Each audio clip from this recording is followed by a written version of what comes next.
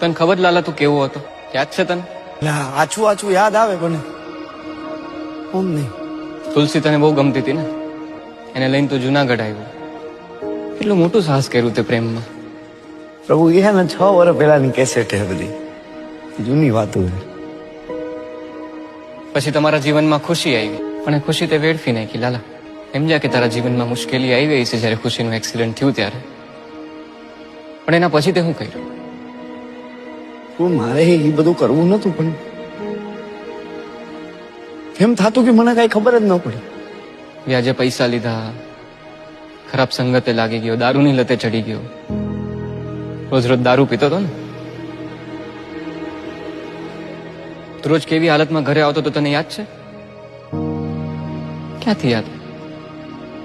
તું જેને હાટું થઈને જુનાગઢ આવ્યો તો તુલસી, એના ઉપર હાથ ઉપાડતો તો રોજ. શાંતામાસી તારા કોણ થાય ખબર? મારી માં જેવી. તારા માં જેવી છે. શું કીધું તું ધક્કો મારીને? મરદ. તારા ઘરમાં તો કોઈ મરદ નથી મારા જેવું. તું તારી જાતને મરદ ગણસ ને? હલવાઈ ગયો હો આ ઘરમાં, નીકળી નથી હકતો. ઉભો ઉભો રોવે મરદ. મરદ ઉભો ઉભો રોવે છે. મરદ 2 દિવસ પહેલા મરવા પડ્યો હતો. લાલા તને શું લાગે છે કે મરવાથી બધું સારું થઈ જાય? સારું થઈ જાય?